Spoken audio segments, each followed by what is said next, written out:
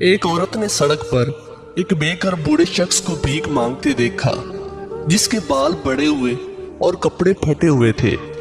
اس رات شدید سردی تھی اور اس بوڑھے نے پھٹا ہوا کوٹ پہنا تھا۔ عورت کو اس شخص پر ترس آیا اور اس کی مدد کرنے کے لیے رک گئی۔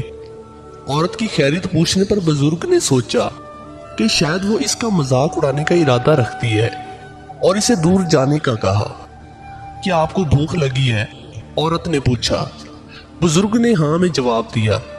جیسے ہی دونوں قریب کے ریسٹورنٹ میں داخل ہونے لگے، وہاں کے مینیجر نے اندر آنے سے روک دیا اور کہا یہاں بے گھر افراد کا داخلہ منع ہے۔ بوڑھا شخص جو اس رویے کا عادی تھا وہ مایوس ہو کر واپس جانے لگا۔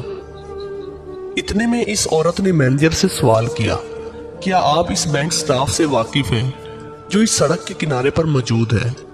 مینیجر نے جواب دیا، ہاں وہ تو ہر ہفتے ہمارے ریسٹورنٹ میں کھانا کھانے اور میٹنگ کے لیے آتی ہیں۔ عورت بولی، آپ لوگ تو پھر ان سے کافی اچھا منافع کماتی ہوں گے۔ مینیجر نے تلخی سے جواب دیا، آپ کیوں پوچھ رہی ہیں یہ سب؟ میں اس بینک کی CEO ہوں، عورت نے جواب دیا۔